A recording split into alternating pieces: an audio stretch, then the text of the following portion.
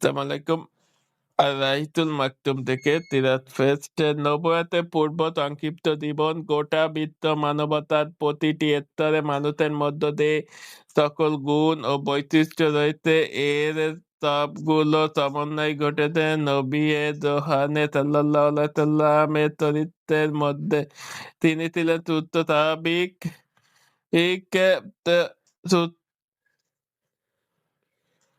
তিনি ছিলেন উচ্চ চিন্তার, ভাবনার আর সরল দৃষ্টিভঙ্গির এক সমুন্নত আলোর মিনার। সুন্দর বুদ্ধিমত্তার ও মৌলিক চিন্তা ও গবেষণা আর উপায় ও উপকরণের দায়িত্বশীলতা ইত্যাদি গুণাবলী নবী করিম সাল্লাল্লাহু আলাইহি সাল্লামের মধ্যে পরিপূর্ণ রূপে বিদ্যমান ছিল। তিনি তার প্রলম্বিত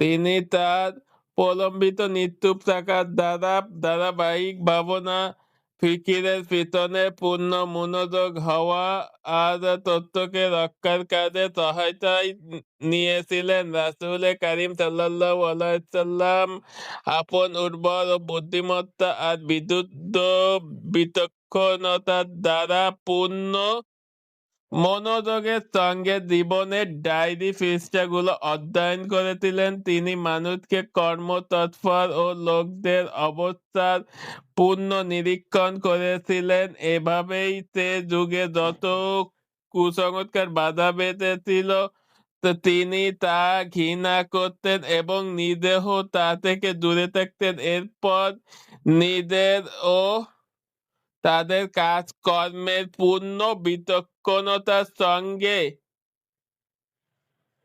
তাদের মধ্যে জীবন সফরের প্রতিটি মনোজিল পাড়ি দিয়েছিলেন। অর্থাৎ মানুষের কোনো খারাপ কাজ হলে তিনি তা চিরাচরিত ঠিকানা, ঘর কিংবা মনের নির্জনতাকে ইখতিহার করতেন।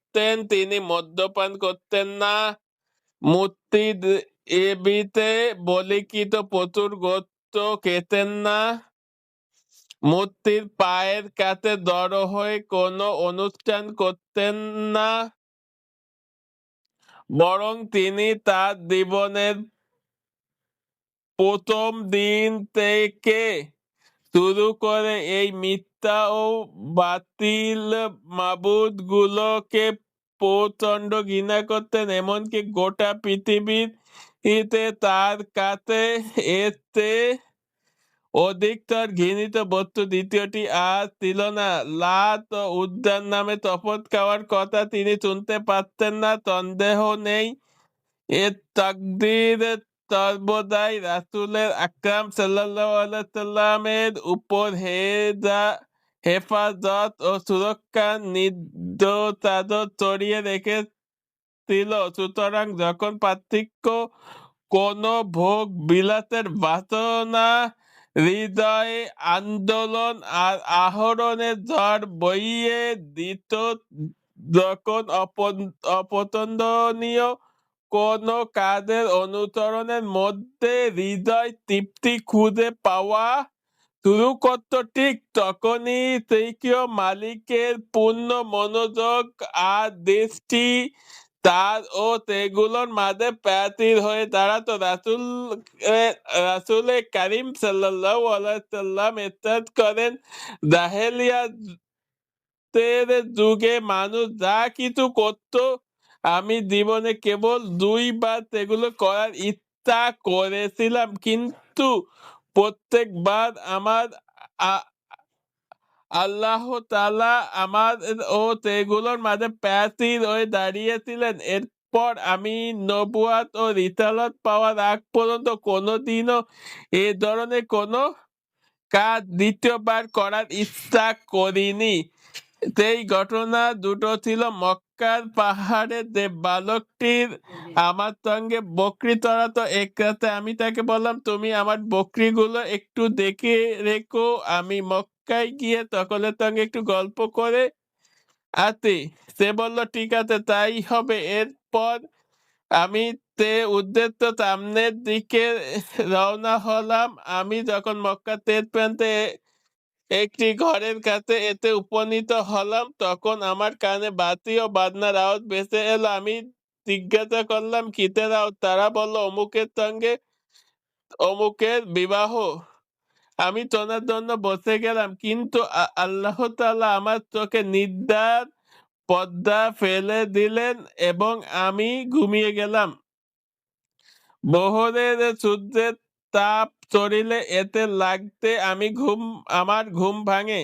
আমি আমার চাচির সাথে ফিরে গিয়ে সবকিছু তাকে খুলে বলি। এরপর অন্য একটি রাতেও আমি একই প্রস্তাব করি। এ উদ্দেশ্যে মক্কায় প্রবেশ করি। এর ফলাফল হয় প্রথম রাতের মতনই।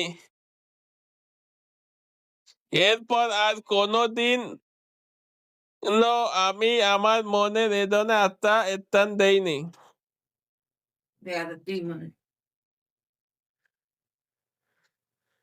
ইমাম বুখারী হযরত জাবের বিন আব্দুল্লাহ রাদিয়াল্লাহু তাআলা থেকে বর্ণিত করেছেন, যখন কাবা নির্মাণ কাজ চলতে তখন নবী করিম সাল্লাল্লাহু আলাইহি ওয়াসাল্লাম চাচা আব্বাসের সঙ্গে পাথর এনে দেওয়ার জন্য সেখানে গিয়েছিলেন। তখন হযরত আব্বাস রাদিয়াল্লাহু তাআলা তাকে বললেন, তোমরা লুঙ্গিটা কাঁধের উপর রেখে দাও, এতে পাথরের আঘাত ও ব্যথা লাগবে না। রাসূল সাল্লাল্লাহু আলাইহি সাল্লাম সঙ্গে সঙ্গে মাটিতে লুটিয়ে পড়লেন। তার চোখ দুটি বড় বড় হয়ে আসমানের দিকে উঠে গেল। এরপর তিনি হুঁশ হারিয়ে ফেলেন।